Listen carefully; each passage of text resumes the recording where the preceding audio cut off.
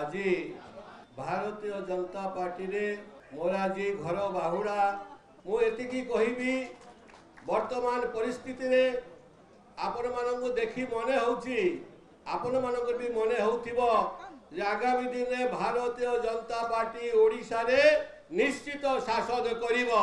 वर्तमान शासन ए राज्य पाई आ उपयुक्त नुहे ना कौन ठीक कहली कि भूल कहली।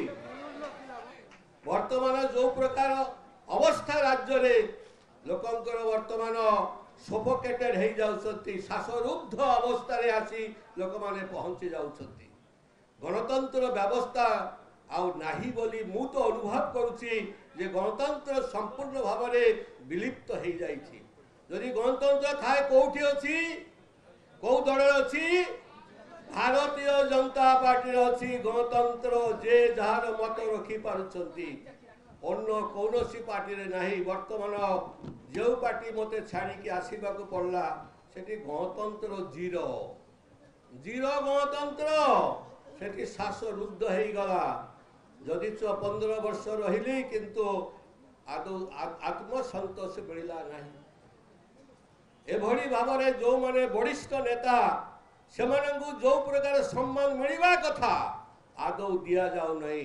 काली टका जो माने मंग धरी विजु जनता दल रे से माने भूली जाती ओल्ड इज गोल्ड ना कौन ओल्ड इज गोल्ड किंतु सेठी ओल्ड रेस्पेक्ट नहीं ओल्ड सेठी आयरन हो जाए लुहा हो जाए ना कौन कहते आदौ सम्मान नहीं।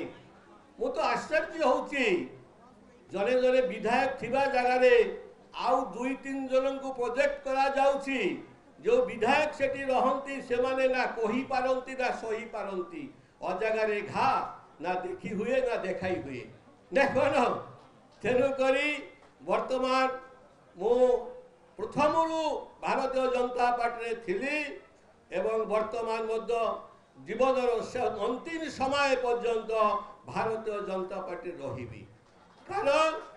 कारण यशस्वी प्रधानमंत्री जी जे कि विश्व रे 1 नंबर आज विश्व रे भारतवर्ष को विश्व गुरु दरबार में बसई पारिछंती यशस्वी प्रधानमंत्री किए किए नरेंद्र मोदी जी जोरसोर कहबे ना तेणुक आम नरेंद्र मोदी जी को गोटे जोरदार भाव में करताली देवा।